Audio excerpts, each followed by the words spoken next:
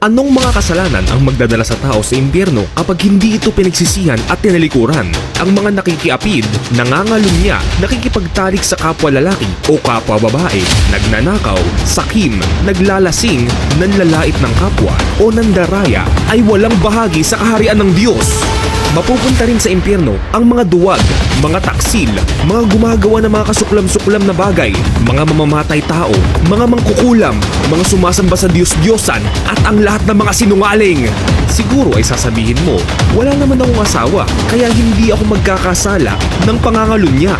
Hindi mo ba alam na kapag tumingin ka sa isang babae nang may pagnanasa ay nangalunya ka na sa babaeng iyon sa iyong puso? Siguro ay sasabihin mo rin, mabait naman akong tao, hindi ako kriminal, at lalong hindi ako mamamatay tao. Hindi mo ba alam na kapag nagalit ka sa iyong kapwa-tao ay nagkasala ka na rin ng pagpatay? Alam mo bang kapag hindi ka nagpatawad ay hindi ka rin papatawarin ng Diyos? Alam mo bang kasalanan din ang pagkonsulta sa mga manghuhula, mangkukulam at mga espiritista o pakikipag-usap sa mga patay?